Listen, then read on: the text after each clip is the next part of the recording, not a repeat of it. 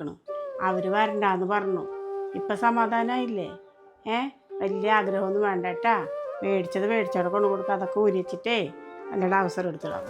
എന്താ പറയണത്? ഉപ്പ പറഞ്ഞാലല്ലോ 9 മണിക്ക് വണ്ടി വരും, കാറ് വരും എന്നൊക്കെ. ഇപ്പം എന്തിങ്ങനെ പറയണേ? ഉപ്പ പറഞ്ഞാലേ ഞാൻ വിശ്വസിക്കുള്ളൂ, ഉമ്മ പറഞ്ഞാൽ ഞാൻ വിശ്വസിക്കില്ല. അപ്പം അത്രമാത്രം പറഞ്ഞതാണേ. ഞാൻ പറഞ്ഞ വിശ്വസിക്കില്ല അല്ലേ? ഉമ്മ പറഞ്ഞ വിശ്വാസം ആയിട്ടില്ല. എൻ്റെ ഉപ്പ പറഞ്ഞാൽ തന്നെ വിശ്വാസം വരുമല്ലോ. എന്താ കൽബിൽ പൂതി? എൻ്റെ പൂതി പോലെ തന്നെ ആയിട്ടുള്ളൂ കേട്ടാ. മുടങ്ങി തന്നെയാണ്. എൻ്റെ ഉപ്പാനോട് ചോദിച്ചു നോക്കണ ചക്കറിനെ പറ്റി. ഞാൻ പറഞ്ഞ വിശ്വാസമില്ല.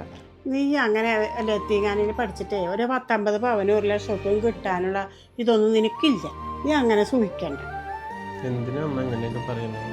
ഞാൻ ഉമ്മാൻ്റെ അടുത്ത് എന്ത് തെറ്റാ ചെയ്തത്?